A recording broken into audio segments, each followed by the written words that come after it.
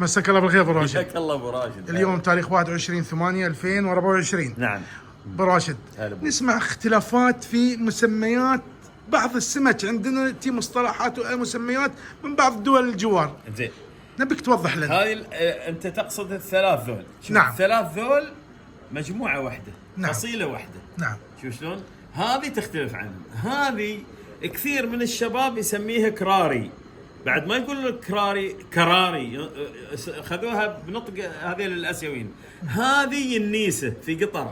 نعم. عندنا نسميها ينيسه، هاي شوف معجوه صفراء. نعم. هذه ينيس نسميها احنا، وهالبحرين ينيسه. نعم. هالامارات يسمونها دردمانه. اوكي؟ نعم. الكراريه الاصليه هذه هاي لها اسمين. نعم. كراريه وقرفه. هذه شوفها قرفه إيه؟ وكراري. الاسمين يمشوا معها. هذه احسن من ذي في البيع وفي الاكل. نعم. تجيك المجموعه الثانيه، هذه بالجه. نعم. ليش سموها بالجه؟ عينها عوده بالجه. شوفها. نعم. وهذه صيمه نفسها بس صيمه، عينها اصغر شوي، اسمها صيمه. هاي موجوده عندنا، يعني تشابهون جدا براشد. مجموعه فصيله واحده كلهم يمشون، بعض الساعات يمشون سوا. هذه الحين عقب شهر فصفري بتشوفها مكوده هني في الفرضه. هذه كراريه او قرفه. نعم. وهذه بالجه. شوف ليش سموها بالجه؟ عينها عوده. شوف شلون؟ وهذه نفسها عينها شوي اصغر لكنها اقب شوي، سموها صيمه. بس الاختلاف اللي الشباب الحين كل ما صاد له قال انا صدت كراري، لا انت صدت ينيس. صدت ينيس من الفصيله هذه، وهذه تدخل في القرقور بكثره، بس الحين طبعا انقطعت، الحين خفت مو انقطعت. هي والجش والصنيفي والصافي تخف. وكل الحين انت امس سالتني الصافي ليش غالي؟ قلت لك صح. ما في صافي.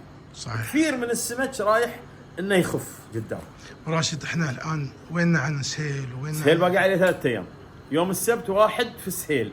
نعم. للسنه السهيليه الجايه. يوم الجمعه ينتهي سهيل، بسفرك كنت بتسافر بكره. نعم. نعم. يوم الجمعه ينتهي. السنه السهيل خذ له 366 يوم.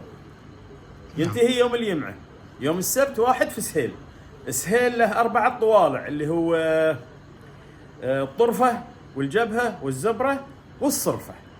لا تريون البراد الحين بتصير قرقعه. لا تريون البراد تريوه في شهر 10 من عقب الظهر وفي الليل يبرد الجو. يبرد الجو. الله يجزيك خير يا ابو راشد. تحياتي. رحم الله والديك. حياك الله.